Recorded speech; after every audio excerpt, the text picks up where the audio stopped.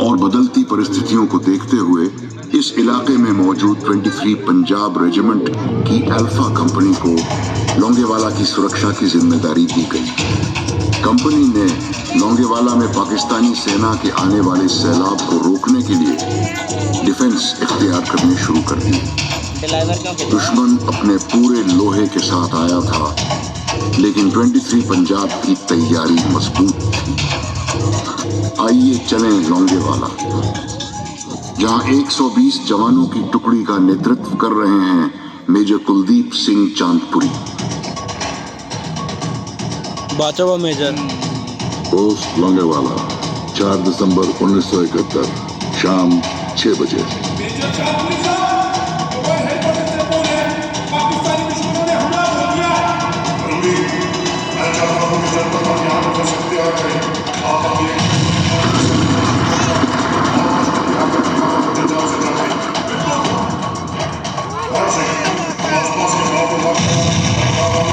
Baron Singh.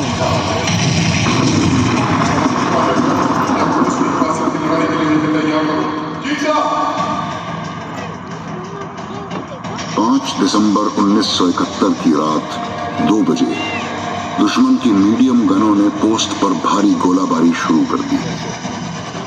अब साफ हो गया कि दुश्मन का मुख्य हमला लोंगेवाला पोस्ट पर ही होना है। उस रात पेट्रोल से आई रिपोर्ट,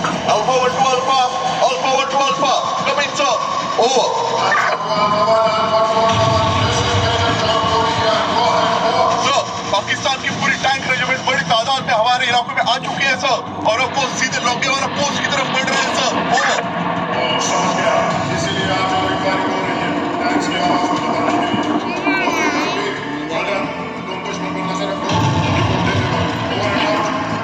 सिपाही विशेष अपनी क्वायरी के साथ चारों तरफ बैठ के टैंक लाइंस में चलो। तब तक मैं कमांडिंग ऑफिसर साहब से रीइंफोर्समेंट की दरख्वास्त करता हूँ और एयरफोर्स बेस जैसलमेर को अपनी प्रेजेंट सिचुएशन से वाकिफ कराता हूँ। दुश्मन अपने इमदादी दस्तों के साथ सीधे लोंगेवाला की तरफ आ रहा है। अंदाजा है कि दुश्मन लगभग 1 इन्फेंट्री ब्रिगेड और 1 टैंक रेजिमेंट के साथ लोंगेवाला पोस्ट पर हमला करेगा। Sir request send me reinforcement to strengthen my anti tank capability. पल पल हालात नाजुक होते देख 23 पंजाब के commanding officer lieutenant colonel M.K. Hussain ने कंपनी की सपोर्ट में रिकॉइललेस गन के 2 डिटैचमेंट सादेवाला से मूव करने का हुक्म दिया।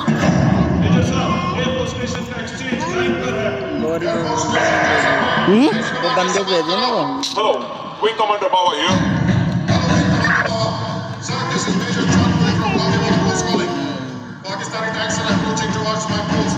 तो मेरे पोस्ट पर हमला करने वाले हैं। We need immediate air support to destroy the advancing enemy tanks. हमारी तैयारी बस कुछ ही पलों में पूरी हो जाएगी और सुबह की पहली किरण पे हमारे फाइटर्स वहां पहुंच जाएंगे। Major, just hold the post for the night. I'll be there at the first line. All the best, Major, to you and your boys. Boys, the enemy has attacked Longer post, and our hunters do not have night flying capability. Complete squadron to be refueled, armed, and be ready for takeoff 10 minutes before first light. Be ready to hit the enemy, as none of our tanks are there. So, whichever tank you see, hit them, and hit them hard. Let Lord give our boys the strength to hold their positions. मुश्किलें तो तमाम होती हैं, मगर हौसले हार नहीं जाते हैं। जिन्हें मंजिल की खबर होती है, वो अपने रास्ते खुद ही बनाते हैं। सूबेदार रतन सिंह साहब, कंपनी को फॉलो करो। जी सर।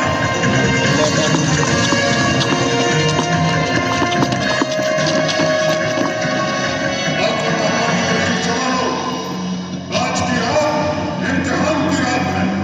दुश्मन सामने खड़ा है और सुबह होते ही इंडियन एयरफोर्स हमारे सपोर्ट के लिए चल आ जाएगी। आप लोग 120 हैं और दुश्मन की एक पूरी टैंक रेजिमेंट। याद करो गुरु गोविंद के वचन, हर एक सिख 1.25 लाख के बराबर है। आज हर जवान दुश्मन के 20 जवानों पर भारी पड़ेगा और इस पोस्ट की हिफाजत में डटा है।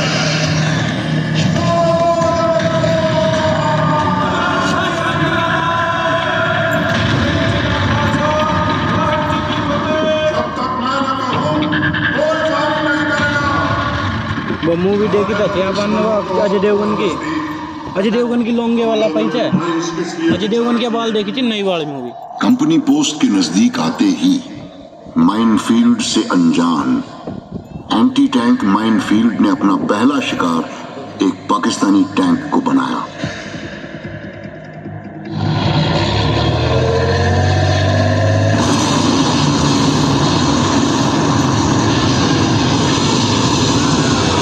टैंक अटैक को रोकने की पहली सफलता मिल चुकी थी।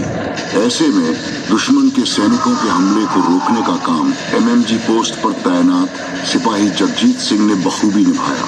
घमासान लड़ाई में दुश्मन के इरादों को नाकाम करते हुए उनको वीर गति प्राप्त हुई और उनके इस सर्वोच्च बलिदान के लिए उन्हें वीर चक्र से सम्मानित किया गया।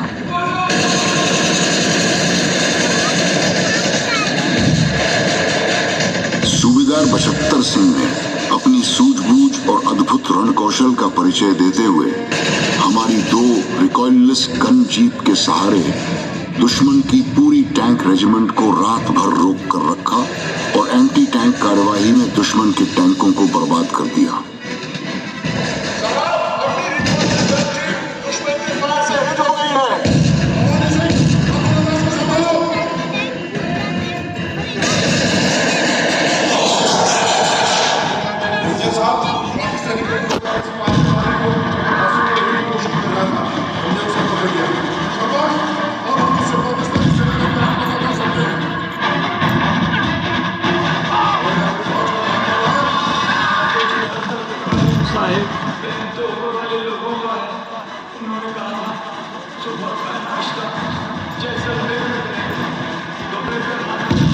जैसलमेर तो उनको टारगेट मैन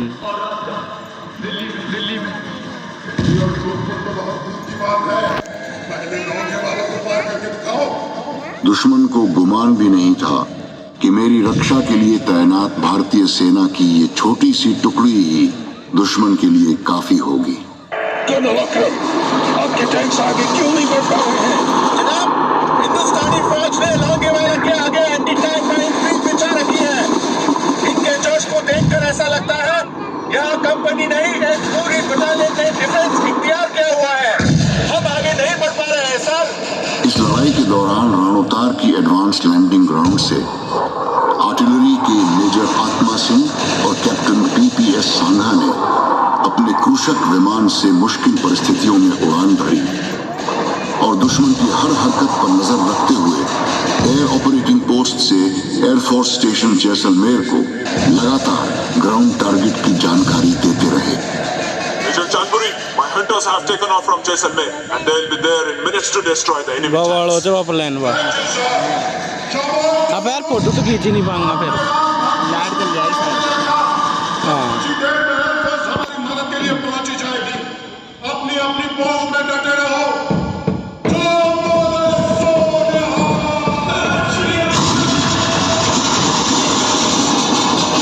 जैसे ही सूरज की पहली किरण ने आसमान को चूमा, भारतीय वायुसेना की गरज की ललकार दूर से सुनाई पड़ी और हमारे फाइटर पायलट्स ने गोलाबारी का पैर दुश्मन के ऊपर बरसाया।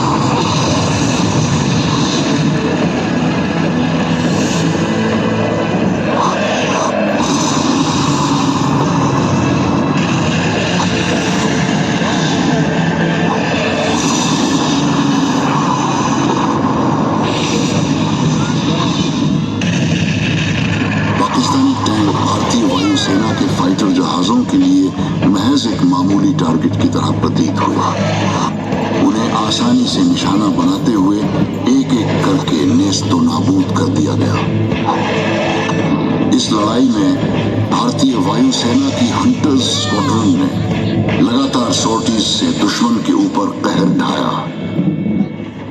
इतनी नुकसान के बाद भी दुश्मन का लौंगेवाला हासिल करने का मंसूबा कायम था और अपनी योजना अनुसार उसने अब दक्षिण की तरफ से लौंगेवाला पोस्ट पर फिर से हमला किया।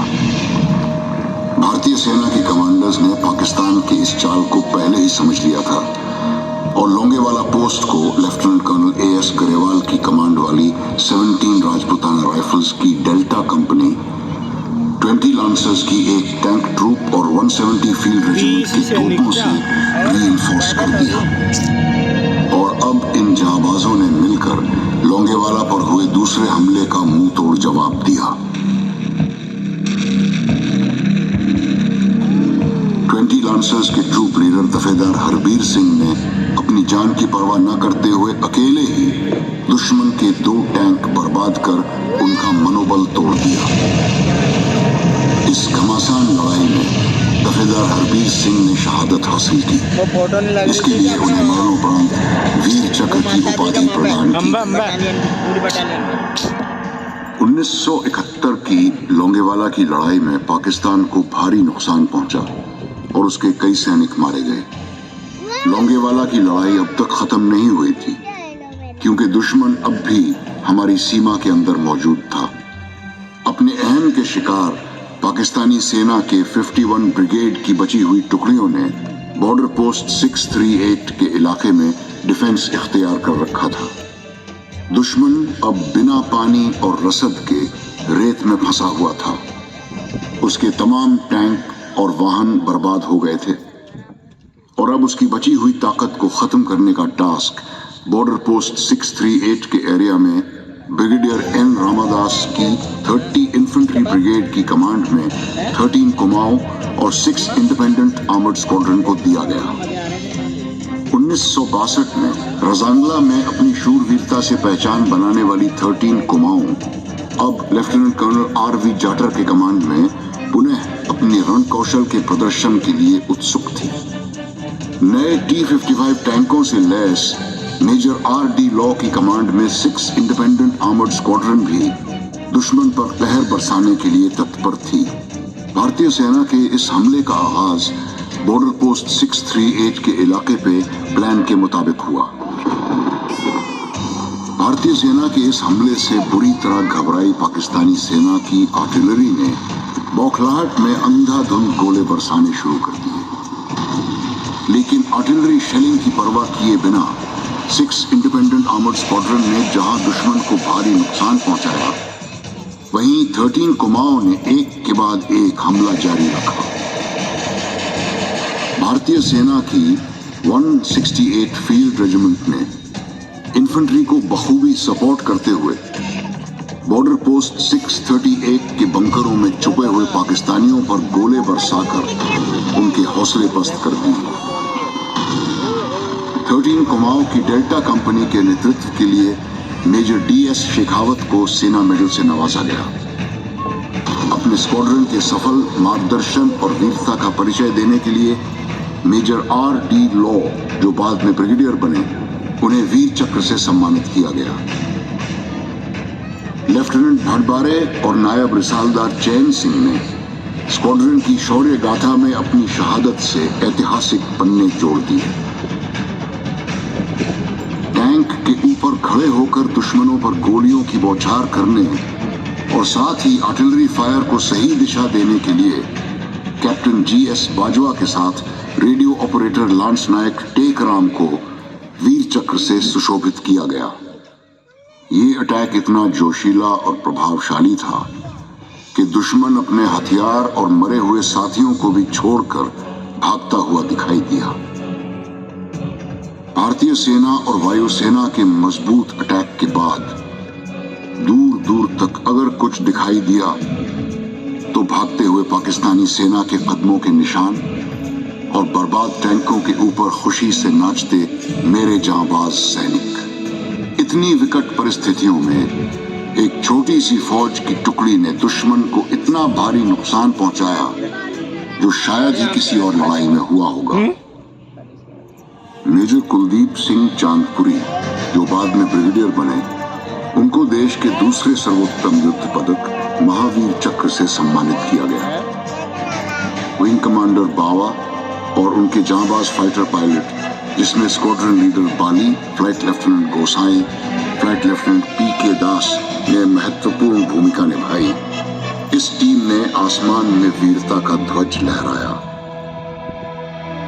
इस कार्रवाई में भारतीय वायुसेना के पायलट और सेना के एयर ऑपरेटिंग पोस्ट के ऑफिसर्स को वीर चक्र और सेना मेडल से नवाजा गया।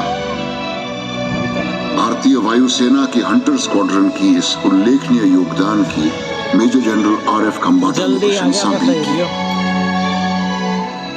इस युद्ध के आगाज और अंजाम की तुलना श्रेष्ठ विदेशी इतिहासकारों ने बैटल ऑफ सरागढ़ी जैसे ऐतिहासिक युद्ध से की है, जहां सेना की एक छोटी सी टुकड़ी ने विपरीत परिस्थितियों में अपने पराक्रम और शूरवीरता से दुश्मन पर जीत हासिल की। और इस तरह बैटल ऑफ लोंगेवाला की लड़ाई भारत के सैन्य इतिहास में एक अमर और यशस्वी विजय गाथा बन गई। भारी नुकसान होने के बाद पाकिस्तानी सेना ने मेरे इलाके में दोबारा कोई और दुस्साहस करने की हिम्मत नहीं की। 16 दिसंबर 1971 को लाइट जलाई है भारत पाक युद्ध की समाप्ति की घोषणा की गई। हमारा दुश्मन आज तक इस करारी हार से उभर नहीं पाया है। ढाका में 93,000 पाकिस्तानी सैनिकों ने हमारे परचम के आगे घुटने टेक दिए और Pakistani lieutenant general AAK Niazi ने लेफ्टिनेंट जनरल JS अरोड़ा के सामने आत्मसमर्पण दस्तावेज पर हस्ताक्षर किए। इस युद्ध के दौरान भारतीय सेना के 11,880 जांबाज ऑफिसर, JCOs और जवान शहीद हुए। पाकिस्तानी सेना के लगभग 32,000 सैनिक या तो युद्ध में मारे गए या बुरी तरह जख्मी हुए या लापता हुए। हमारी सीमाओं के पहरेदार, हमारी सरहदों के निगहबान, मुल्क की अमन और शांति के रखवाले, भारत माता के सुरक्षा कवच जांबाज जवानों को सलाम। सलाम उन माओं को जिन्होंने अपनी कोख से ऐसे वीर सपूत पैदा किए। सलाम उन मासूमों को जिन्होंने कच्ची उम्र में ही मुल्क की खुशहाली की खातिर यतीमी की चादर ओढ़ ली। सलाम उन परिवारों को जिन्होंने अपने लख्त जिगर को मोर्चे पर डटे रहने के लिए रुखसत किया। सलाम उन बूढ़े माँ बाप को जिन्होंने अपने लाल को कांधा दिया। आप सभी को मेरा तहे दिल से सलाम। इस लंबे मुश्किल सफर में जिसने मेरे वजूद को बनाए रखा, वो था मेरे वीर सिपाहियों का अदम्य साहस और देश के लिए उनका निस्वार्थ बलिदान। उनके बूढ़े माँ बाप की दुआएं, साहस बढ़ाती हुई वीरों की कलाई पर बहनों की राखी, बीवी बच्चों का कभी न खत्म होने वाला इंतजार और साथ में इस देश के लाखों करोड़ों लोगों की दुआएं। आज मैं आप सभी देशवासियों को तहे दिल से धन्यवाद देता हूं। आज मैं उन सभी का शुक्रगुजार हूं जो मेरे इस जैसलमेर वॉर म्यूजियम में उपस्थित रहे। आप लोगों का यहाँ देश के कोने कोने से आना मेरे यकीन को और गहरा कर देता है कि मेरा सारा देश हर दम हर वक्त मेरे सैनिकों के कंधे से कंधा मिलाकर खड़ा है। आज आपने मेरे उन शूरवीर योद्धाओं की गौरवशाली गाथाएं सुनी और दिल से महसूस की। आप सभी की इस देशभक्ति की भावनाओं को मैं तहे दिल से सम्मान देता हूं। मुझे गर्व है आप सभी पर, मुझे गर्व है अपने सैनिकों पर, मुझे गर्व है अपने सारे देश पर कि यहाँ हर एक मौजूद देशवासी के जहन में अपने देश प्रेम की ज्वाला धधक रही है। आओ वादा करें, इसे कभी बुझने नहीं देंगे। और अंत में मेरी यही दुआ है कि मेरा देश अमर रहे, मेरा देश कुशल रहे और मेरी भारत माँ के ये बहादुर शूरवीर हमेशा विजयी रहे। भारत माता की जय। जय हिंद।